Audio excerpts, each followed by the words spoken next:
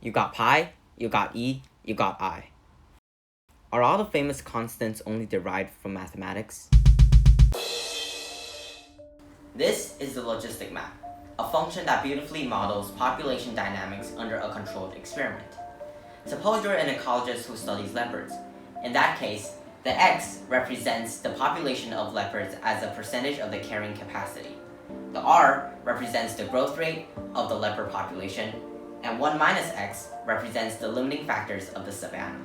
The equation by itself is a quadratic, forming a concave down parabola depending on r. But if I change the quadratic equation into a quadratic recurrence equation through iterations, we see fascinating patterns. Because x is a parameter of percentage that changes the initial results but not long-term iterates, x can be any number between 0 and 1. When I substitute 2.7 for the growth factor, the iterates fluctuate from high to low, but eventually stabilizes at an equilibrium value, where it remains constant.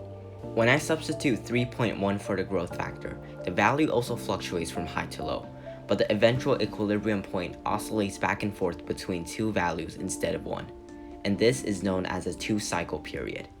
As I increase the value of the growth factor, the greater number of equilibrium values occur. Mathematicians later found the corresponding values to the onset of each period. Geometrically, we can represent the same pattern using a cobweb map by plotting points on the lines y equals x and the concave down parabola of the logistic map.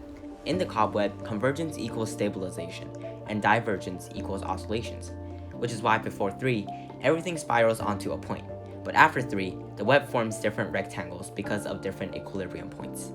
The arithmetic and geometric methods both show the same relationship between the growth factor and equilibrium points, and this relationship is plotted on the graph of the logistic map.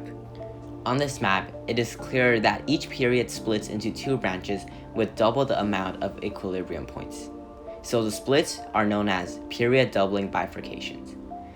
The logistic map is a classic example of chaos theory after the accumulation point, but the graph before 3.56 deserves our attention.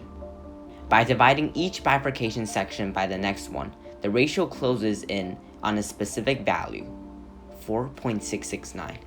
Now we name the constant after the mathematician Feigenbaum. The constant was shown irrational, but more importantly, any iterative function with a negative feedback loop will get the same ratio of the bifurcation sections. So next time you think about pi, e, and I, don't forget about the Feigenbaum constant. With it, we can manipulate behaviors of nature, explore the universality of bifurcation equations, and derive order from chaotic patterns. Thanks for watching.